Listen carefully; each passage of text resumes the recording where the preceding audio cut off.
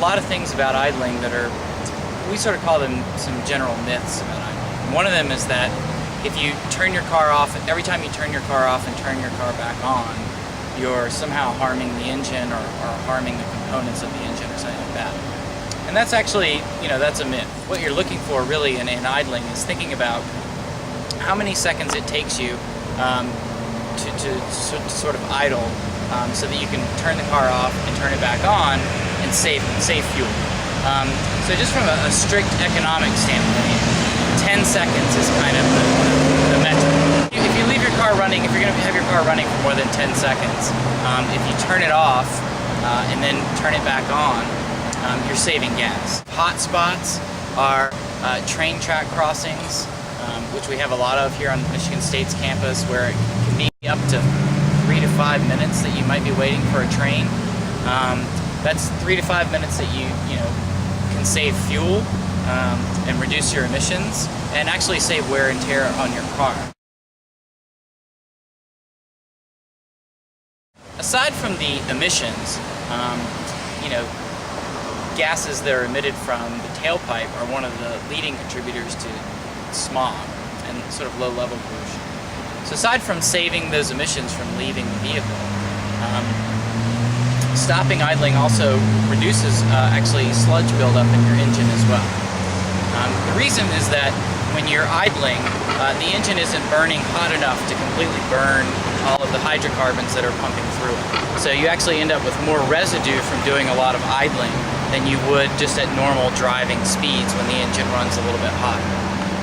So we also have the sort of emissions and health problems that come from it. And then of course there's a financial cost.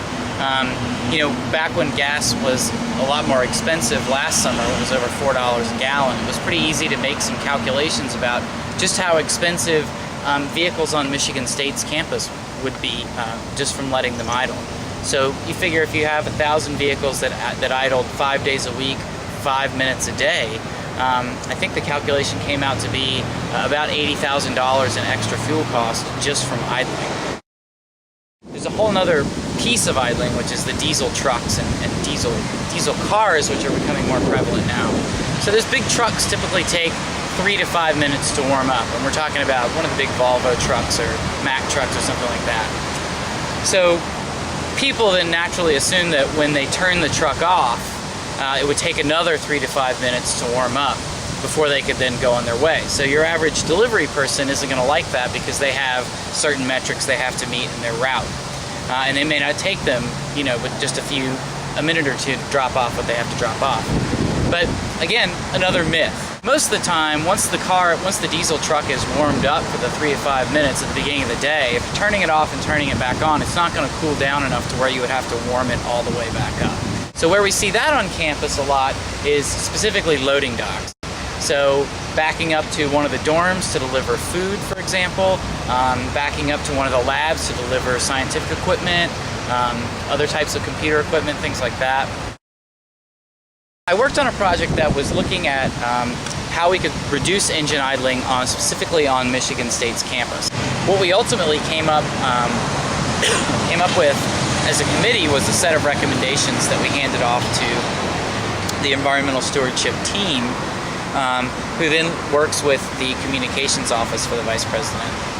And they are in the process of now taking our recommendations and developing kind of an awareness campaign on campus. We wanted to be sensitive to a few facts. I mean, for example, in Michigan, as was the case in Canada, people need to warm their cars up during the winter so that they can scrape their windshields and get it warm and things like that. We also wanted to be sensitive to the fact that there are certain constituent groups on campus who need to leave their cars running. For example, the police department was represented on our committee, and they were concerned about some of the equipment in their cars that needs to stay cool, and so they have to leave the cars running to keep the air conditioning units running and things like that.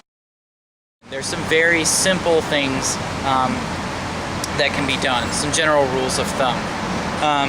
Anytime you're going to be sitting more than 10 seconds, shutting off your car saves fuel. We know that. There's a lot of things that the average person can sit down and think about, that times during the day when they're sitting for more than 30 seconds.